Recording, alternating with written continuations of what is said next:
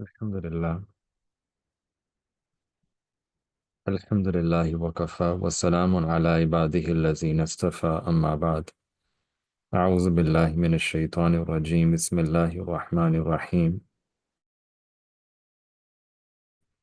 وكان أبوهما صالحا.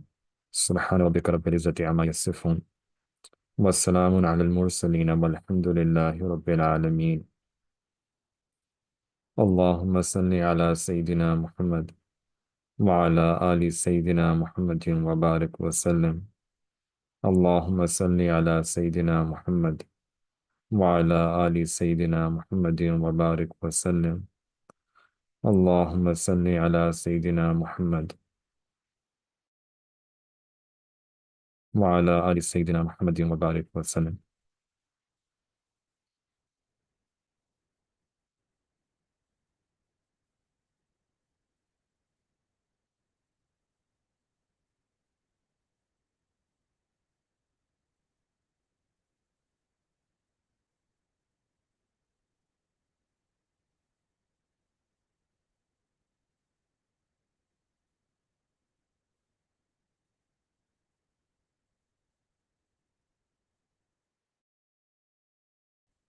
Every person, they have this natural desire that once they become married, then they want to have children. Having a child is one blessing of Allah subhanahu wa ta'ala. And if that child becomes pious, this is a second blessing. And that's why whenever a person asks Allah subhanahu wa ta'ala for a child, one should always ask Allah subhanahu wa ta'ala for a pious child. So today, inshallah, we want to look at the role of a father. In Quran, Allah subhanahu wa ta'ala says, Ya ayyuhalladhina amanu, qu anfusakum wa ahlikum nara. That, oh, those who have Iman, it's your responsibility to protect yourself and your families from the punishment of Allah subhanahu wa ta'ala. So as a father, what is our responsibility? Understanding the nature of this responsibility, that this is a trust and amanat about which we will be questioned on the day of Qiyamah. This is also an opportunity that if we raise our kids well, they become sadaqah jariyah. In Hadith Mubarakah, it comes that when a man dies, his actions, they discontinue except for a few things. And one of them is leaving behind a virtuous child. So whatever good that they do, it will be added to our account. It's an opportunity to fulfill what maybe the father was not able to achieve. And at the same time, this role as a father is also going to be a role of trial and temptation, test. Because if a person becomes overly preoccupied with their kids, then this can make a person heedless of Allah subhanahu wa ta'ala, of akhirah, and the adab of traveling this journey towards Allah subhanahu wa ta'ala. Sometimes a person can end up committing sins, having to take bribes or interest, unlawful earnings to be able to support their family. So there are multiple dimensions to this role, and we'll just try to mention some main points here. But the basic gist is that we should have, number one, an intention to raise our kids Islamically, to have this realization. And secondly, to remind ourselves that this is an opportunity for Sadaqah Jariyah, that I should be thankful, should be grateful to Allah subhanahu wa ta'ala that Allah has given me this opportunity. So not view our role as a grudgingly, but as a weight, as a burden, but rather take it as an honor that, Ya Allah, you gave me this role as a father. You blessed me with kids. And now this is an opportunity when I don't have any other opportunities for Sadaqah Jariyah. They,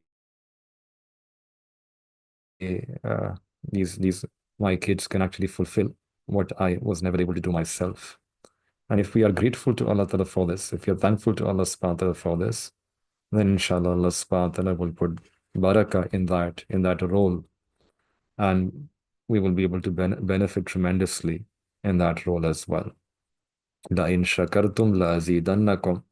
That if you are grateful, then Allah says that we will increase you. We will increase you in this blessing, in barakah, in this blessing. Now, the role of a father doesn't begin with birth, but rather, even before the child is born, we see in the Quran that so many Anbiya alayhi salatu wasalam, they would be making du'as to Allah subhanahu wa ta'ala. They would be making du'as to Allah subhanahu wa ta'ala to bless them with a pious child. Sayyidina Ibrahim alayhi salatu wasalam would be making du'as to Allah subhanahu wa ta'ala, Rabbi habli minas salihin. So this is something to remember, that even before the child is born, not just the mother, we'll talk about the mother inshallah tomorrow, but the fathers, the Anbiya alayhi salatu wasalam, they're also making dua. Rabbi habli minas salihin. And again, the du'as are about a pious child, that Allah bless me with a pious offspring. And Sayyidina Zakaria alayhi salatu wasalam, in his old age, he is also making dua to Allah subhanahu wa ta'ala, that, Ya Allah, even though my bones are now weak and my hair has turned white, but walam akum bi du'aika rabbi shaqiya, that I've never been deprived in my du'as to you, making du'as, and then Allah subhanahu wa ta'ala blessed him with Sayyidina Yahya alayhi salatu wassalam, Hazrat Zakaria alayhi salam's dua. Then similarly, we see that Hazrat Yaqub alayhi salatu wassalam as well, at the time of his death, he's calling his sons and then addressing them and asking them that tell me that who will you worship after who will you worship once I'm no longer here in this world.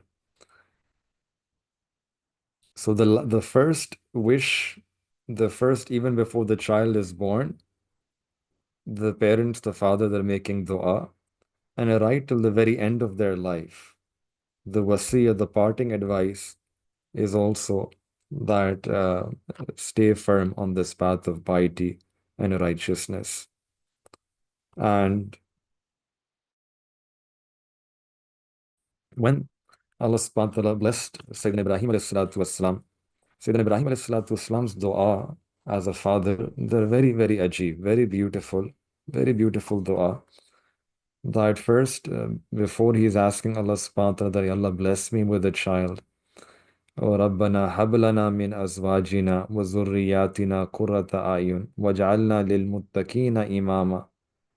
That Allah make my awlad, my children, the coolness of my eye, and make them pious, make them muttaqi, make them the leader of the muttaqi. And not only is he asking dua for pious children, but then he's also asking Allah subhanahu wa ta'ala to bless them with the blessings in this dunya as well. And he blessed them with the blessing of deen, but also blessed them with a life of izzah, a life of honor, with a life where they have abundance of rizq. They don't need to beg. So when Sayyidina Ibrahim alayhi salam, he leaves his son, Hazrat Ismail alayhi salam, and his wife Hajar alayhi salam near Baytullah Sharif. And then when he's returning back, he makes this dua. ربنا إني أسكنت من ذريتي بواد غير ذي زرع عند بيتك المحرم ربنا ليقيموا الصلاة. Allah, I've placed my family, my children there so that they can establish your salah. They can do your ibadah. And then فَجْعَلْ أَفْئِدَةً مِّنَ النَّاسِ تَهْوِي إِلَيْهِمْ. Allah, make the hearts of people inclined towards my child. And in other words, we can say that Allah give respect, izzat, honor, dignity to my children. وَرْزُقْهُم مِّنَ الثَّمَرَاتِ. And Allah bless them with fruits. Give them rizq as well. Give them izzat. First was give them ibadat, salah. Second, Allah give them izzat. And third, Allah give them this rizq. Why? لَأَلَّهُمْ يَشْكُرُونَ. So that they become people of shukr. So today also every father, they should be making these du'as to Allah subhanahu wa ta'ala. And we should make this niyat that Allah bless us with a pious child, with a pious offspring, so that number one, Allah, they will establish salah, they will establish your ibadah. Allah, make them firm on ibadah. And then, yeah, Allah, not only make them firm on ibadah, make them good Muslims, but ya Allah, give them a good worldly life as well.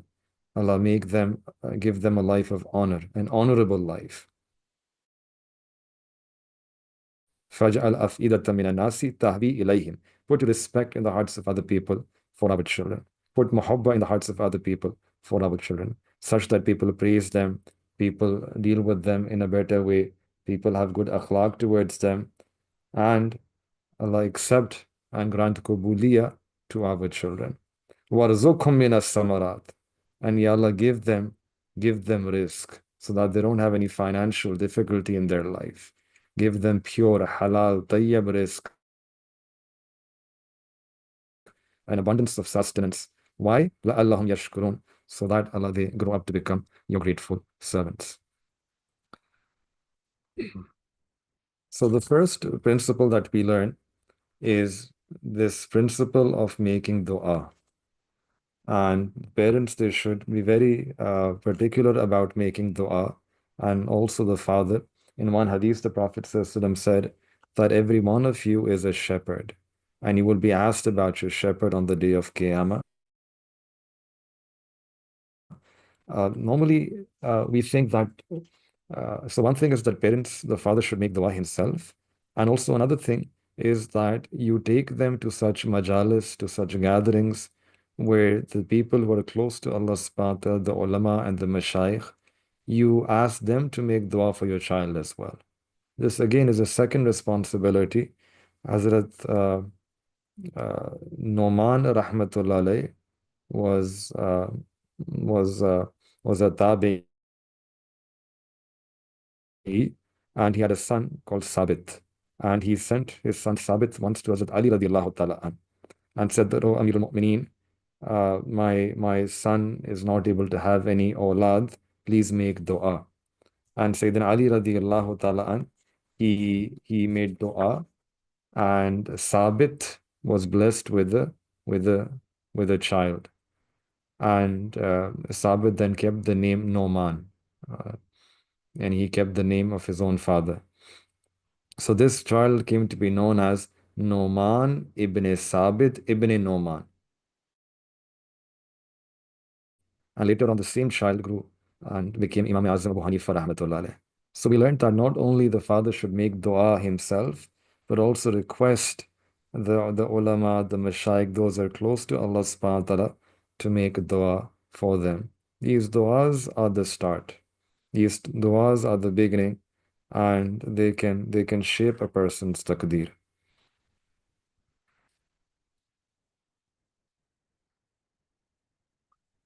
There's a story about a person who was also a scholar, a person close to Allah subhanahu wa ta'ala. This is in the first century. And his name was Abdul Aziz. And he went to meet someone who was very a wali of Allah subhanahu wa ta'ala at that time, did his khidmah.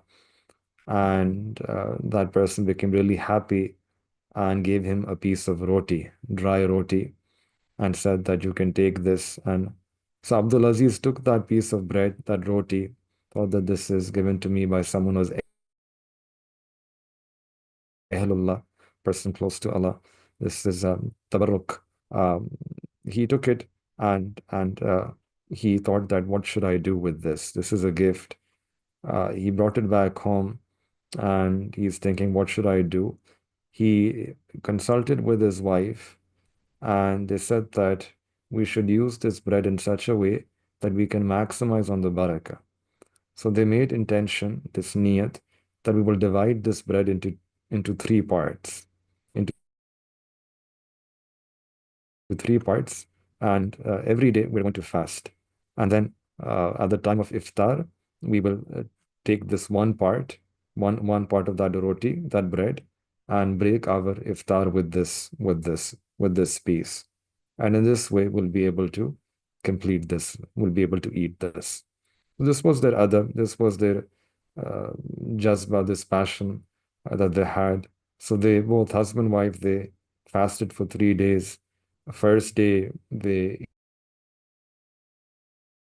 ate one portion of that bread at iftar. Second day they fasted, and they ate the second piece. Third day they fasted, they ate the last piece. And then after that, uh, after the third day, husband and wife, they both spent time at night, and as a result, Allah subhanahu wa ta'ala blessed them with a child, and they kept his name Umar. And this Umar then went on to become the famous Umar bin Abdul Aziz rahmatullah alayh. Umar bin Abdul Aziz rahmatullah alayh, who is known as Umar Ihsani in terms of his taqwa and his adl and his justice. So one should uh, be careful about this aspect of making du'as. Then in a hadith mubarak, it also comes that what should be a person's intention. And not many of us, we make good intentions in this regard. Innamal a'malu bin niyat. Actions are based upon intention intentions. So one good intention that comes is one should one in Hadith the Prophet ﷺ said that you should try to have awlad, children, so that on the day of Qiyamah I can boast about my ummat, that my ummat is in such a large numbers. So one can make this niyat that, Ya Allah, I want a child, a son or a daughter, and I will inshallah make them pious so that they grow to become your muttaqi servant and an ideal ummati of the Prophet ﷺ. And in this way, they will increase the ummati, the number of the ummati of the Prophet ﷺ, and this will cause happiness to the heart of the Prophet ﷺ on the day of Qiyamah.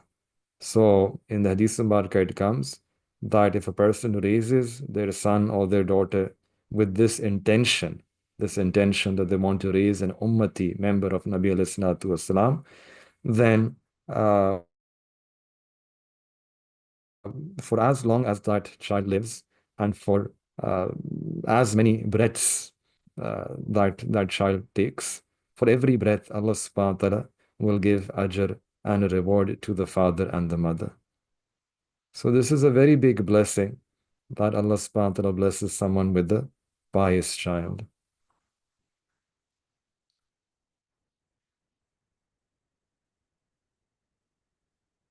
Now,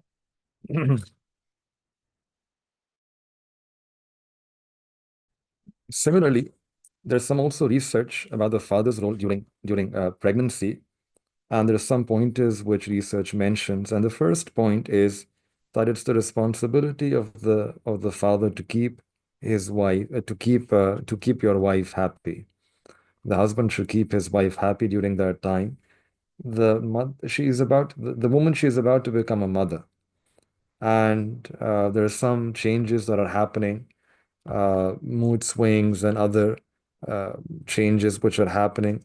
And that's why it's very important that the father, he should be present, should be there for the wife, both physically as well as emotionally. He should uh, be there to support, and also in the last trimester, to keep the wife active as much as possible, uh, continuing to make dua, but also uh, being there emotionally and physically for his wife. This is going to be a difficult stage for the mother. And we know this because even in the Quran, Allah subhanahu wa ta'ala mentions these labor pains are very difficult. The woman, she is experiencing almost that life will be taken out from me. And at that time, what she needs from her husband is that consolation, that encouragement, that motivation, some words of appreciation, words of encouragement, so that those words then become a source of comfort for her. In the Quran, Allah mentions a story about Hazrat Maryam alayhi salatu wassalam, that when she was giving birth, the pains that she was experiencing, her condition at that time, Allah says in Quran that she said, Ya laytani mittu qabla haza wa kuntu nasiyan mansiya. That I wish I died before this would happen. I wish I was something just forgotten. Yani, there is a state of depression that a woman can go through at that time. And then in the Quran, Allah mentioned uh, that she should, there was a date tree, that she should shake that date tree, and then she should eat dates and drink water and express love for her child, and will make that child the coolest of her eye. So this is a teaching that we see from the Quran, that at that time one should try to do these three things. Once the child is born, then the father, he should even more so become a source of support for his wife. Um, he should try as much as possible to be there, physically, emotionally. In some cultures, even the man, the father also, can take days off. It's not just the mother, but the father also can take days off, and that's a good habit. That if it's possible, the father can spend some time with the mother and be there for the mother. This is the time when she needs that support. Also, sometimes guests are also coming in, relatives, and there needs to be someone who can control the inflow of friends and relatives, because the mother, she will be busy with the child. So she already has her plate full. She will not be able to take care of other things. So it's the man's responsibility at that time to ensure that nothing happens which can be a source of parishani or be a source of inconvenience for his wife. Then some basic principles after this is that if you look at the life of the Prophet ﷺ, Nabi alayhi salatu wasalam, uh, it was a parenting. To be a parent, this has to be done with the mercy, with the rahmah. So one should try to be merciful towards their child, the father. In one hadith, the Prophet ﷺ, said that when Hazrat Anas radiallahu ta'ala says that I haven't seen more merciful towards their children than the Prophet ﷺ was merciful towards his own children. So truly, when Allah subhanahu wa ta'ala blesses someone to become a father, then they should become extremely merciful and soft towards their wife as well as their kids. In one hadith, the Prophet ﷺ said, he kissed Hazrat Hassan radiallahu ta'ala an, and there was another Sahabi uh, at that time, Akra bin Habis radiallahu ta'ala an. And he said that, Ya Rasulullah, why are you kissing? And I have 10 sons and I've never kissed any one of them. And the Prophet ﷺ looked up and said that, Man la yarhamu la yurham. That person who does not show mercy, mercy will not be shown to that person. So the basic principle, one basic principle here is that the father should try to befriend his child. The father should befriend, one should befriend your child. At least one of the parents should be the best friend, because a person is on the deen of their best friend. As they grow older, you may not be able to impose, but if you can befriend them at this stage, then they will not feel any hesitation to share anything with you. And how can you befriend the child? You'll have to play with them. You'll have to play with them. You'll have to express love to them. And this is what we find in the Sunnah of the Prophet ﷺ as well. Nabi alayhi salatu wasalam had a lot of love for his children. Uh, there was the Prophet ﷺ came in once, and Umayma radiallahu ta'ala anha, she was on his shoulder, on the blessed shoulders of the Prophet ﷺ. And whenever the Prophet ﷺ would do ruku and then sajda, he would put her down and then he would raise her back up. He would pick her up again. Uh, in one point, Nabi alayhi salatu wasalam said that I'm praying my salah and I rise up to pray with the intention to elongate my salah, to lengthen my salah, but then I hear the cry of a child, which makes me shorten my salah because I dislike making it hard for the mother. Um,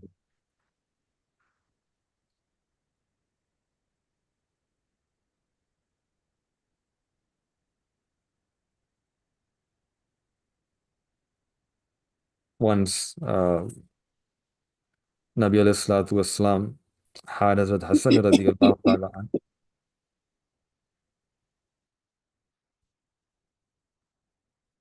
Hazrat Hassan radiallahu ta'ala an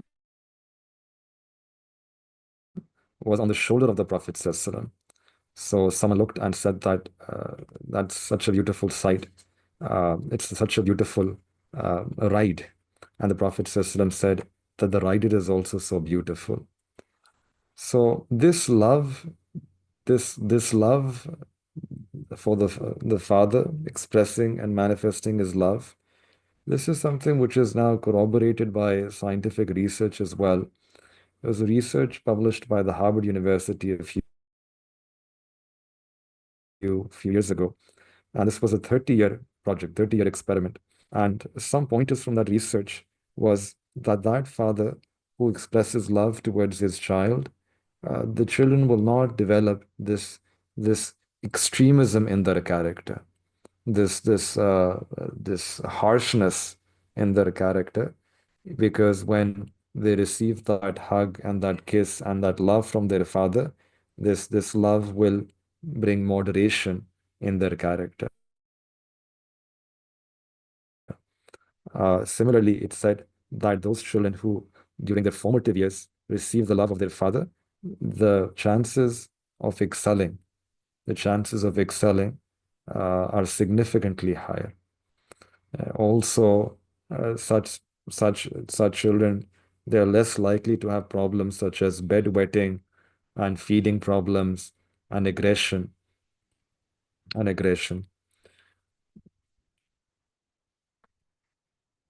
So there are several ways in which one can express their love. We see in the Surah Luqman, Sayyidina Luqman alayhi salam, he would call his son with a beautiful name, Ya Bunayya. So calling by a beautiful name, welcoming your child when they come back home, smile them, greet them, physically touching them, hugging them, kissing them. Our skin is the largest sensory organ. Touch is the first language that we learn. And just a simple handshake. In one hadith, the Prophet system encouraged that you should shake hands with one another, for this is something that removes malice from the heart. As a Jabir bin Samura radiallahu ta'ala, he narrates that once I prayed with the Prophet system, the Fajr Salah, and then Nabi alayhi salatu wasalam, he left towards the masjid. He left the masjid, and I was accompanying Nabi alayhi salatu wasalam, and the Prophet system was met by a group of children. And then Nabi alayhi salatu wasalam, he rubbed their cheeks one by one. And he rubbed my cheek, and the blessed hand was so cool, so fragrant, as if you had just taken it out of a perfume. Uh, so expressing love uh, by calling them affectionate names. Uh, when you tell children that I love you, and you tell them repeatedly, then they start believing you that yes, my parents, my father, they love me. Uh, so this is a tactic that you keep repeating words of affirmation like I love you, I miss you, so that they start believing that you have these feelings for them. And similarly, if you want your child to do something, first praise them. First praise whatever they're doing, whatever the child is already doing. We see this in the story of Hazrat Umar, Abdullah bin Umar radiallahu ta'ala an, that he was slightly, sometimes would miss his tahajjud salah. And Nabi alayhi salatu wasalam praised him in a gathering and said that Abdullah bin Umar, he's such a wonderful lad. If only he would start praying tahajjud, he would become even better. And that Sahabi mentions that ever since that day, he never ever missed his tahajjud. So the strategy that we learn is that first one should praise whatever the child is already doing, and then after that you tell them, and they will absorb that. Inshallah, will be able to respond. So in one of the beautiful stories in the Quran is the story of Sayyidina Luqman alayhi salam as a father when he's having this conversation with his child. And this is like a moment in history that no historian could have recorded, this passage in Surah Luqman. And probably this conversation happened in their home, maybe, or when they were traveling, or maybe they were journeying together. No one else is around. There's no recording devices. No one's documenting this conversation. And imagine how many billions of times parents would be having conversations with their children. This is an everyday thing. But yet this one conversation was so important that Allah subhanahu wa ta'ala decided that the guidance, hidayah, that human beings will get until the day of Qiyamah, This should be part of it. And this little piece of conversation that's in Surah Luqman, that gives us that hidayah. It's a timeless wisdom. And there are three main qualities that are mentioned there regarding fatherhood in that conversation.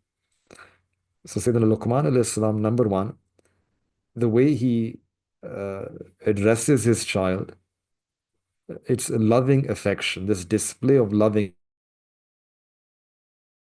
affection.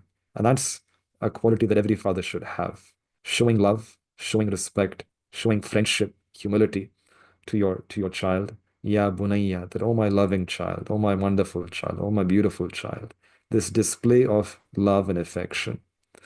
And the second thing is presence. Presence, just being present with your child. Tarbiyah, and this is very important, that tarbiyah of our kids is something that we cannot outsource to other people.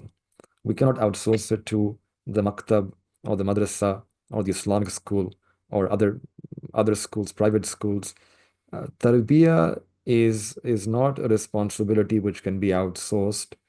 Tarbiyah, the duty of tarbiyah lies first and foremost on the parents, the father and the mother. They are responsible for tarbiyah of their kids. They will be held accountable, and they cannot just simply outsource this to others. This is their akhirah. There will be question about this. This is their akhirah. Their akhirah depends on this. So one should understand that this tarbiyah of my kids, just like we have a responsibility to earn a rizq halal and feed our family, tarbiyah is also my responsibility as a father, not someone else's, not just the wife's responsibility or the school teacher's responsibility or the Maulvi Sahib or the Qari Sahib or the Maktab teacher. This is the father's responsibility to the tarbiyah.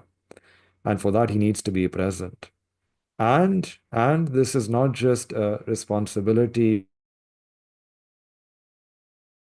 let's say for 1 day or 2 days. Tarbiyah is a lifelong responsibility. It's a lifelong responsibility to be always be there. We saw this in the story of the Yaqub alayhi salatu wasalam. In the last moments of his life, he is also asking that, oh my children, who will you worship? Who will you worship once I'm no longer here? So this tarbiyah it's a father's responsibility, and we should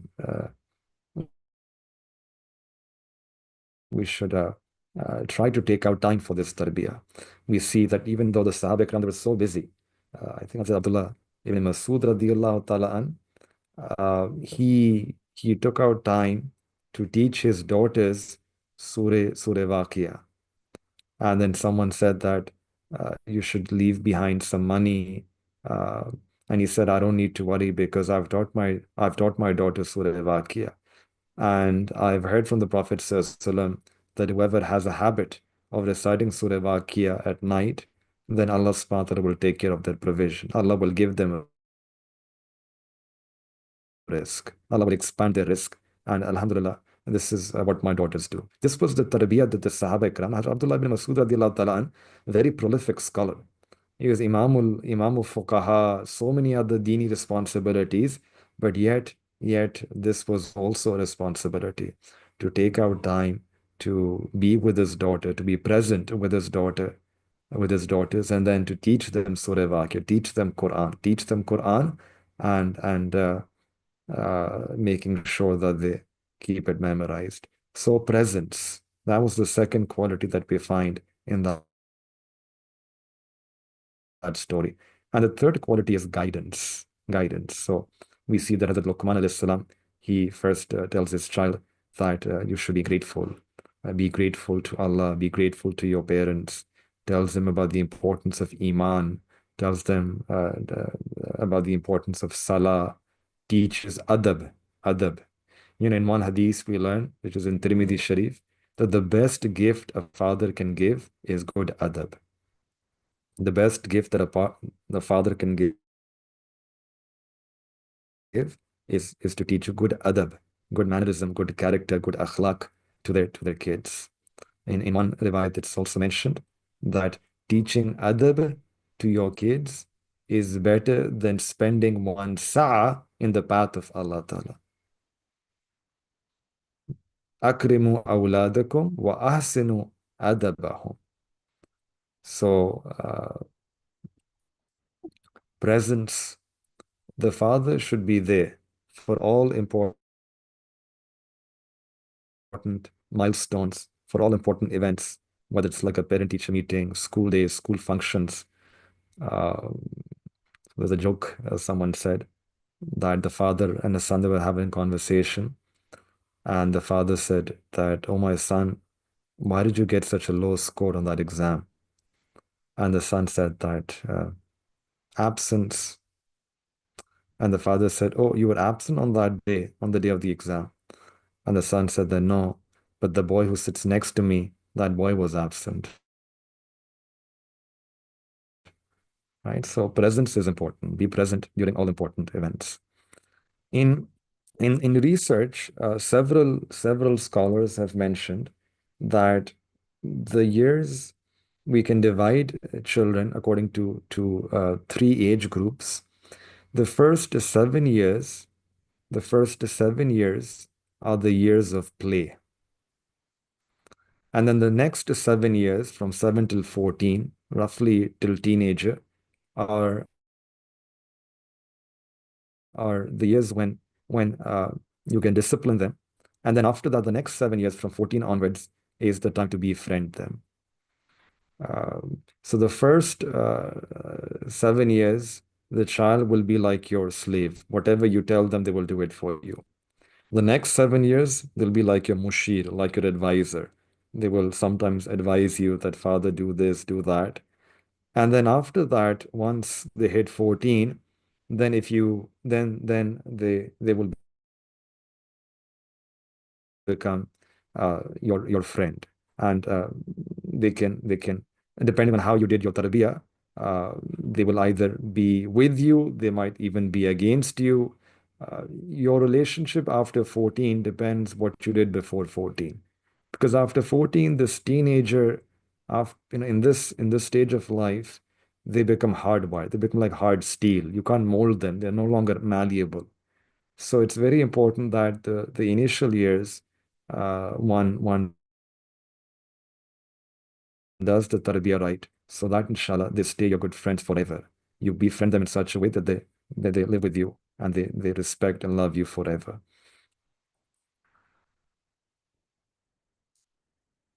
So adab has to be taught. Adab, and we said that one of the best gifts that a father can give is to teach his children good adab.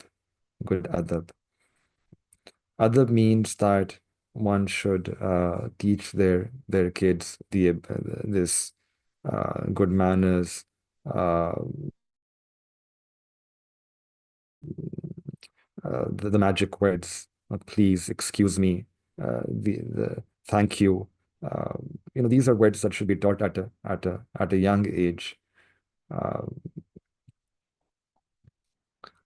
and Now, when we look at the life of Nabi alayhi salatu wasalam, Nabi alayhi salatu wasalam he loved to play with kids. He would make them stand in a straight line, and then he himself would stand at a distance. He would spread his hands, and he would tell the children that, "Come running to me. And whoever touches me first, they will get a prize." And they would all come running, and they will be all breathless. And when they would reach the Prophet ﷺ, they would fall all over him.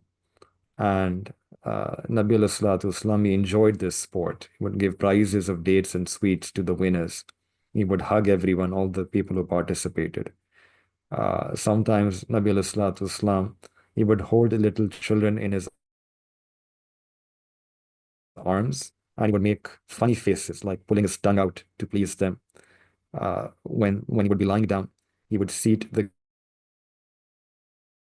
kids on his legs or on his chest. One time, the Prophet ﷺ, placed Usama bin Zaid on one knee, radiallahu an, and Hassan radiallahu ta'ala on the other knee, and then hugged both of them and made dua for them that, "Ya Allah, have mercy upon both of them. فَإِنِّي أَرْحَمُهُمَا, because I have mercy for both of them."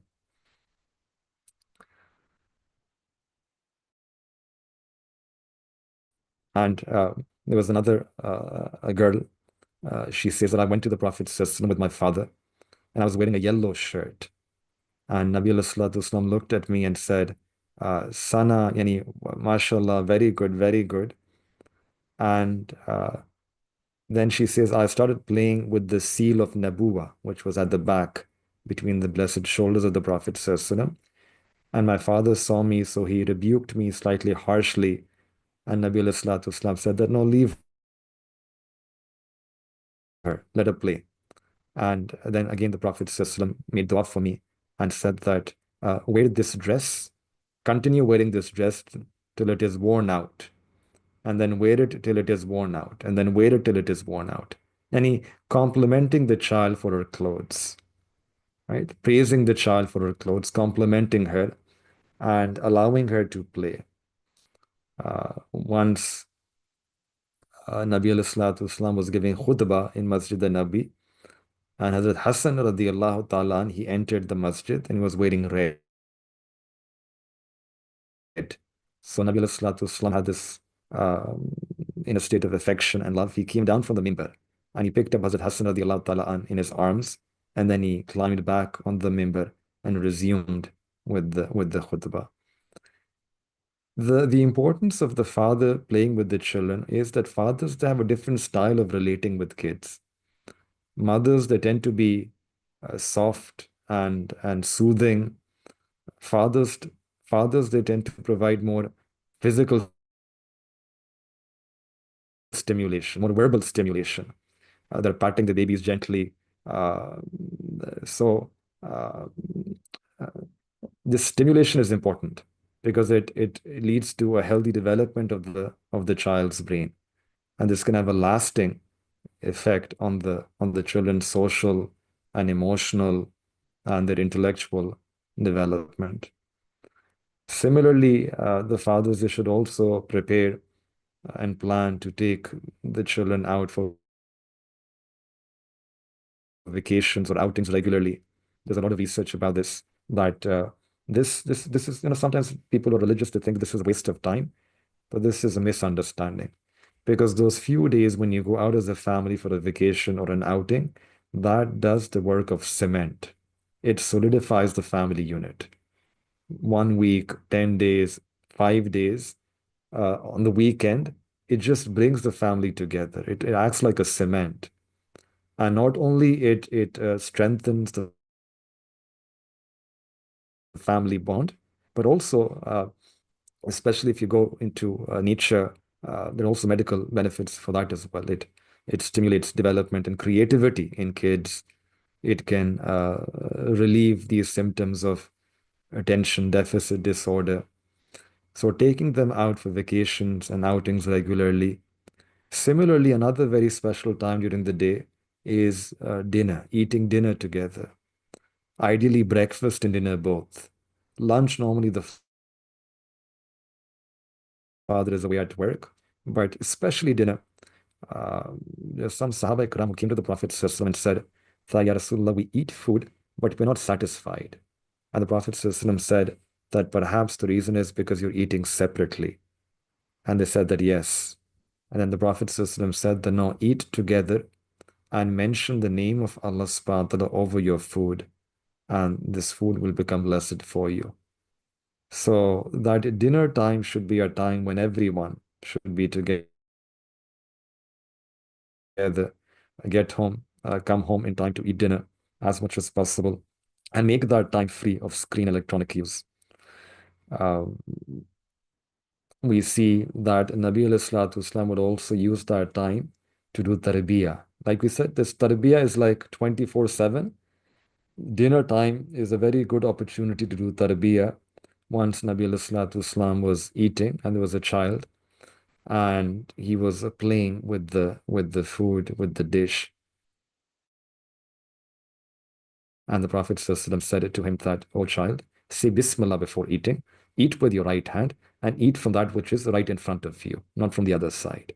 So having these healthy conversations with your child when you're eating with them, there are several benefits of this as well. Then another principle is that the father should be vigilant of any changes or anomalies in the behavior of their child. So, for example, if the child was fine, but then suddenly they're not hungry anymore, or they're throwing more tantrums than usual, they're sleeping too much, or they're sleeping too little, they're agitated, so they're lethargic, they're sad. So one should be vigilant about these changes. One should then investigate and try to get to the root of the problem, that what happened. And this is really important for the father to sit down with the child, to counsel, to engage them through question without trying to rush them, without trying to rush them. And the children, mashallah, they are fit, that they're innocent, and they will divulge. They will let you know. They will open up about what's going on at school, what's happening with their friends, with their helpers, with their housemaids, with cousins. But one has to be lenient with them. If the child can sense this leniency, then they will befriend you, they will be open with you, they will share everything with you. Um, Imagine there's this one beautiful story. Uh, if you can do this with the niyat of sunnah, we will get the sawab for sunnah as well. So there's a teenage Sahabi, and he used to love a bird. And when that bird died, he got depressed. He was sad. And imagine Nabi alayhi salatu wasalam, Khatamul Anbiya wal Mursaleen, how much, zimmedari and responsibility he had on his shoulder. And yet, Nabi alayhi salatu wasalam would spare time for such small things. So Nabi alayhi salatu wasalam, he noticed that the Sahabi is sad. He's young, he's a child, he's sad. He's depressed about something. And then went up to him and said that, Ya Aba Omer, that was his kunya. What happened to your bird? What became of your bird? And in a sense, the Prophet ﷺ was present with that child, was aware and vigilant, and then was sympathizing with that child. We think such issues are trivial. It's just a bird. The bird died. We just ignore them. But look at the sunnah of the Prophet ﷺ, and then the impact the Prophet ﷺ had on that child. So there should be leniency, but at the same time, this does not mean that there should be no strictness whatsoever. Be firm when needed. You can use dialogue on certain occasions. We find that Nabi Islam's face would turn red from anger when he saw something that shouldn't be happening. When the Prophet ﷺ came to his house once, and he saw that there was a curtain, and that curtain had these animate objects. Uh, so, so the Prophet says, he just refused to enter. He just went back. And then later, I think it was Fatima radiallahu ta'ala anha, so Aisha radiallahu ta'ala anha, they noticed that there's something that caused displeasure of the Prophet ﷺ. And they asked the Prophet ﷺ about it. And then the Prophet ﷺ said that it's the curtain, that how can you have these pictures of animate objects? Don't you know that in such homes, the angels, they don't come, where you have these tasweer. So this is also a responsibility, that we should not just be quiet all the time and let the kids do whatever they want when the hukum of Allah is being broken, when the Sharia is being compromised, when the teaching of Allah subhanahu wa ta'ala, the Sunnah of the Prophet is being compromised. That's not the time to be lenient. That's not the time to be silent. That's not the time to just give in to their love that you have. That's actually a moment of test where one has to put their foot down. One has to be firm. One has to say that this cannot be tolerated. And this is part of the tarbiyah. Amr bil ma'ruf wa nahi anil munkar. This is the responsibility of every father. We say that I cannot do anything in my workplace.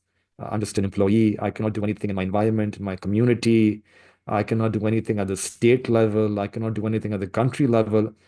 fine, we cannot change because there it's not in our control, but we are the manager of the house, manager of this unit, and this is under our control. Kids, children are our responsibility. So, Amr bil Maruf means that we command them to do good. We command them to piety, to righteousness, salah, uh, and similarly, wa nahi anil munkar. That when we see something which is wrong, which is being done, it's our responsibility to step in, not just remain quiet all the time, to step in and try to correct that. But again, this should be done with love. This should be done with wisdom. This should be done with hikmah. One should not do this in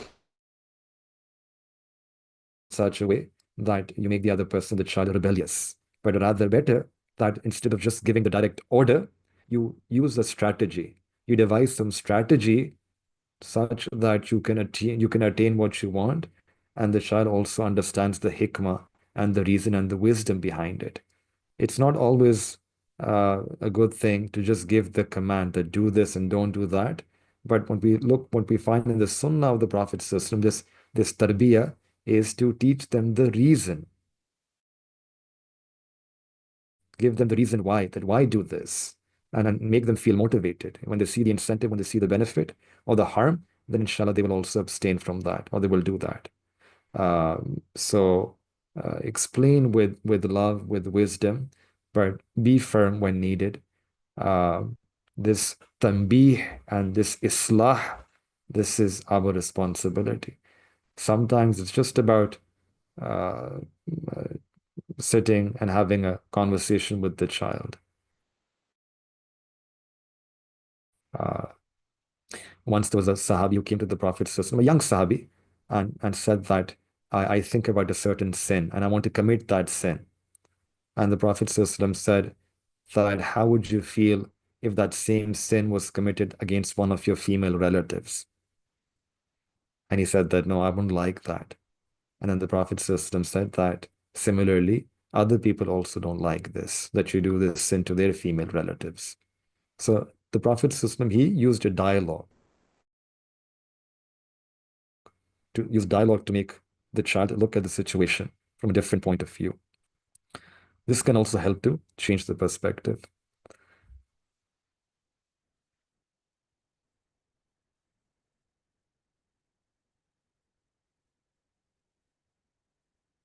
Then another very important point for the fathers is that they should be very loving towards their spouse.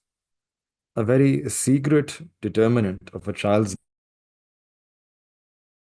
behavior is the relationship of their parents with each other. It's the relationship of the parents with each other. So the father should try that he should do good tarbiyah of his child, make dua that the child grows to become pious, makes effort as well. And the foundation for that is that there should be love between husband and wife. They should not be angry with each other or fighting with each other. Rather, they should leave that fight for the sake of Allah subhanahu wa ta'ala. This is a sacrifice that a person, a father and a mother, they have to give for the sake of their children. They have to give this sacrifice for the sake of their children. If, on the other hand, the household environment is that of fighting, in-house fighting, then the children, they may not say anything and they may appear as if they're not noticing anything, but they are noticing everything. And that conversations, that harshness, those fights, that friction, it's being imprinted on their mind, on their mind, in their memory. And if they're constantly, the parents are arguing, this will have a impact, a strong impact on the personality of the child. So parents, they should try that once Allah subhanahu wa ta'ala blesses them with this blessing of the child, for the sake of that child, they should try to live with love, with affection, and make sacrifices for the sake of their children. Um, one of our someone was telling us that one of their friends had a very reputable personality, and their children also, mashallah, were excelling in both deen and the dunya.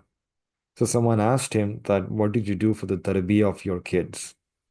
And he said that I just did one thing, that I kept their mom happy. I kept the mother happy. So try to have a good relationship with your spouse for the sake of children. Whenever you have any differences, sort them out in your own room where the children are well away. If the wife is angry, the husband should try to remain calm, and vice versa. Many times children have serious psychological problems, and the root cause is the relationship of their parents.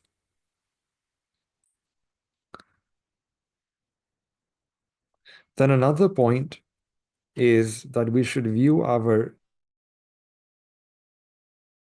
children as life's second chance for us.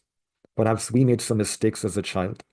Perhaps we did not know and we ended up with bad habits, or we had this wrong company and we later regretted that.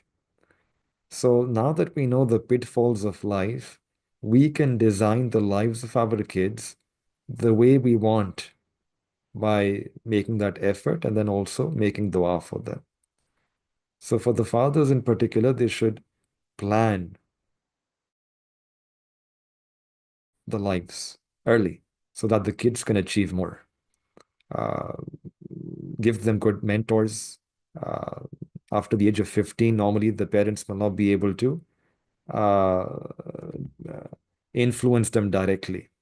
But if they can attach the children to mentors, to pious mentors, to mashayikh, to ulama, then the ulama and the mashayikh, with love, with du'as, they can continue to take that child on this journey. Further, they can achieve more. When we start planning for our kids at a young age by assigning the mentors and teachers and ulama and mashayikh, then we can make them uh, good in the dunya. We can make them hafiz. We can make them alim. We can make them intellectually developed as well. And all of this is possible. All of this is possible when we begin early, when we start planning early. If we plan that I want to make them my sadaqah jariyah, that when I'm no longer here in this world, I want my child to be there and to continue all the good. Uh, this is our investment. Uh, in a hadith, it mentions that there was a person who was being punished in a grave, and when his child said Bismillah for the first time and started reciting Quran Nazara by seeing, the punishment of the father was decreased. And this was not because of his own deeds, but because of the deeds that were later done by his child. And another really important principle for the father is that if we can reform our own self, this is the best way to reform our kids. Children, by fitra, by nature, they love to imitate, they love to copy. They love to copy. And sometimes we are not willing to change our own self, and we expect that the child will become pious. We are lying, and we expect that the child will be truthful in his speech. Or we are doing other sins, other bad habits, but we want our children to be different. This will never happen. We have to conscientiously make decisions and make changes in our own life for the sake of the tarbiyah of our kids. Uh, Parents who don't even pray Jummah Salah, it'll be difficult for them to raise kids in such a way where they have Islamic values or they're Islamically grounded. Uh, so most parents, alhamdulillah, they have this mentality that they want to do better for their kids. But the way to go about is that one needs to set an example. Children, like we said, they love to imitate, they love to copy. So there is actually a dua in the Quran as well, which has a very precious gem in it. And in that dua, in that dua, the words are that aslih li fi dhurriyati. أصلح لي في ذريتي إني تبت إليك وإني من المسلمين. This word أصلح لي في ذريتي means that Allah grant my children salahiyat, uh,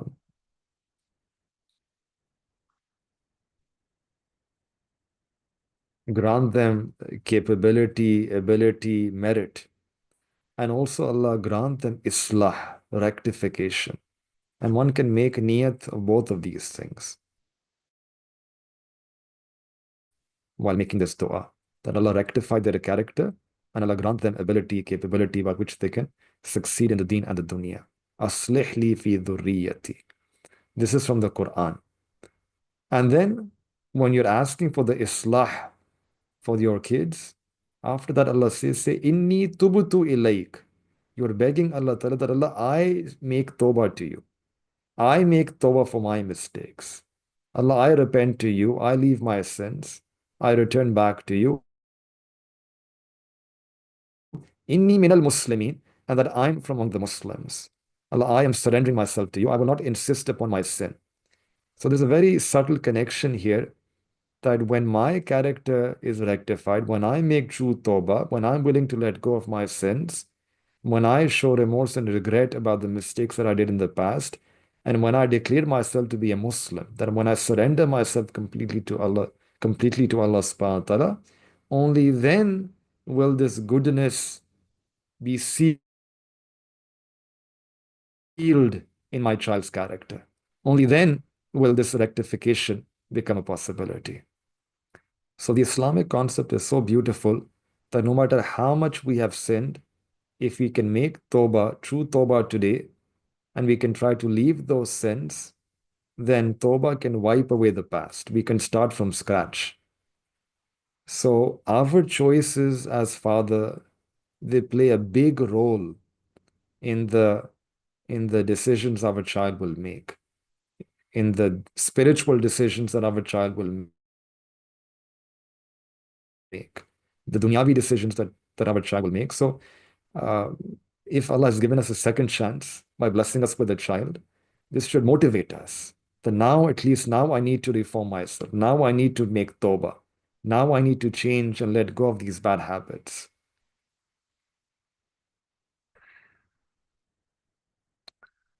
And similarly, when we speak about tarbiyah, we should also try to connect our children with religious knowledge. Parents in this day and age, they cannot afford to have intellectually weak children. Uh, think about this. There's a hadith which says that the sleep of an alim is better than the ibadat of an abid. Why is it that one jurist, faqih, is considered a bigger threat to shaitan than 1,000 abidin? Why is ilm given so much value in our deen? The reason is that ilm is an anchor.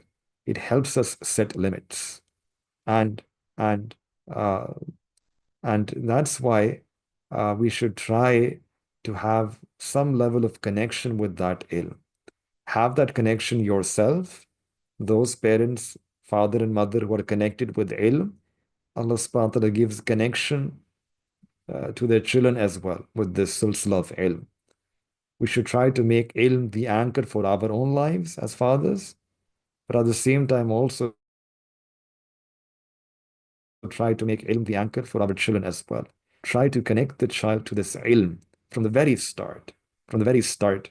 So introduce them to Allah.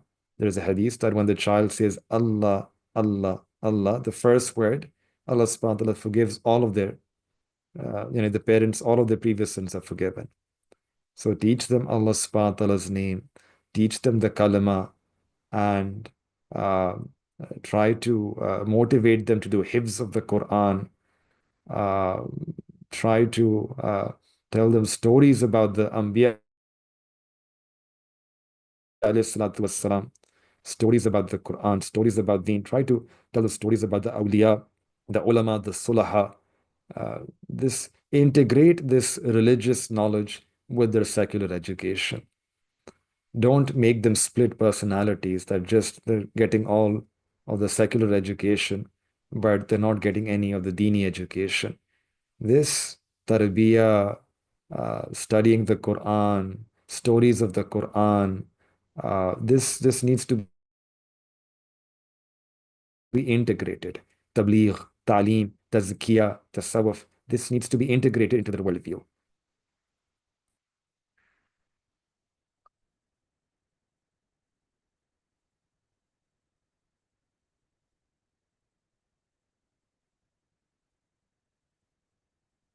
Also, uh, one should ensure as fathers this responsibility of providing halal risk. Since we are the bread, we this responsibility of earning has been placed upon the father. So the father should ensure that whatever they're feeding is halal, is tayyib, is tayyib. Earn halal risk and spend halal risk. Spend halal. One of the major causes of rebellious children and disobedient children is because they were fed haram. They were fed unlawful. So when as fathers we feed them something which is either doubtful or outright unlawful, then this will go into their bloodstream. And in the Quran, Allah mentions the Rabt connection, that if you eat good, Allah will give you tawfiq to do good. But if you eat bad, if you eat haram, if you eat doubtful, then this will lead to this propensity for the person to commit sin. So one should try to be watchful about this as well.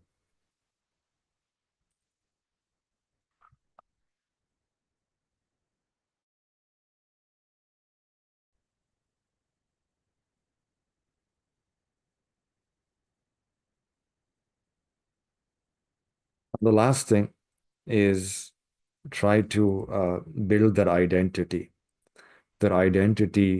as not just good human beings, but their identity as abd of Allah subhanahu wa ta'ala, uh, as ummati of the Prophet sallallahu uh, and never underestimate the power of dua. Continue making dua for them, even if one has made mistakes, even if they are distant. Uh, Parents' duas never underestimate the power of dua. Imam Bukhari rahmatullah alayhi lost his eyesight in his childhood. His mother made dua. Allah Ta'ala restored his eyesight. We saw the dua of Sayyidina Ibrahim alayhi salatu wasalam as well. I'll just end with a last thing, which is the relationship between father and daughters. A lot has been said about this. So we see this in the Sunnah of the Prophet ﷺ as well. They say that daughters are like little girls that grow up to be father's best friend in life. And fathers are crucial because they compliment the daughter. They tell her that she's like the perfect princess. And scientific research says that the girls, they need to hear and feel their father. They need to hear and feel that their father loves them.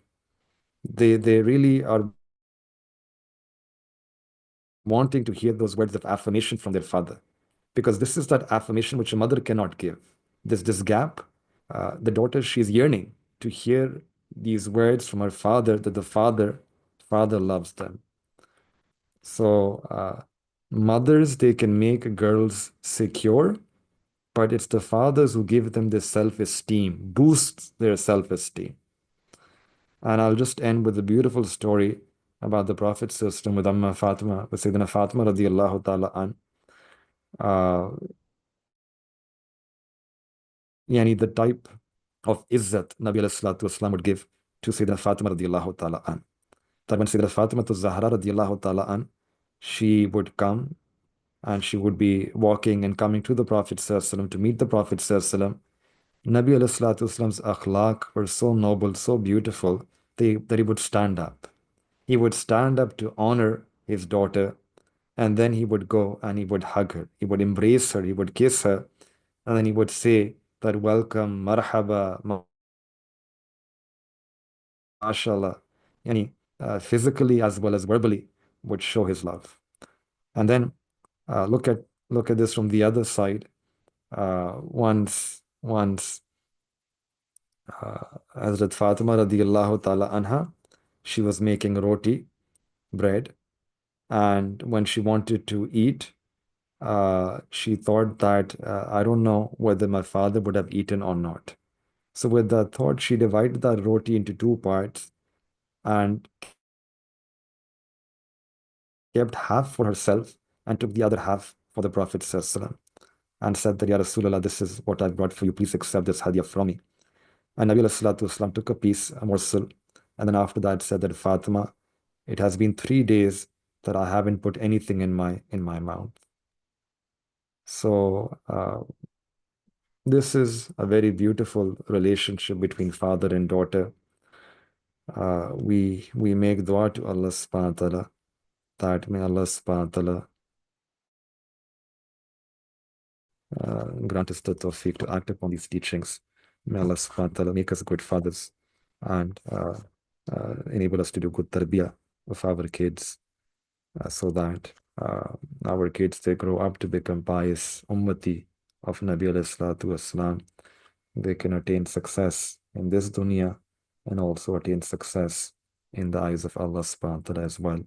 So may Allah ta'ala give all of us the tawfiq to become such a father. Wa akhiru da'wana anil hamd.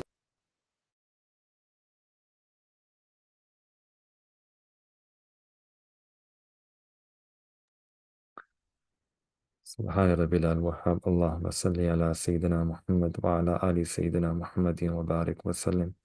ربنا ظلمنا أنفسنا وإن لم تغفر لنا وترحمنا لنكونن من الخاسرين. ربنا لا تزغ قلوبنا بعد إذ هديتنا وهب لنا من لدنك رحمة إنك أنت الوهاب. اللهم إنا نسألك من خير ما سألك منه عبدك ونبيك محمد صلى الله عليه وسلم، ونعوذ بك من شر ما استعاذك منه عبدك ونبيك محمد صلى الله عليه وسلم. وأنت المستعان وعليك البلاغ، لا حول ولا قوة إلا بالله العلي العظيم. صلى الله تعالى على حبيبه خير خلق محمد وعلى آله وصحبه أجمعين. آمين برحمتك يا أرحم الراحمين.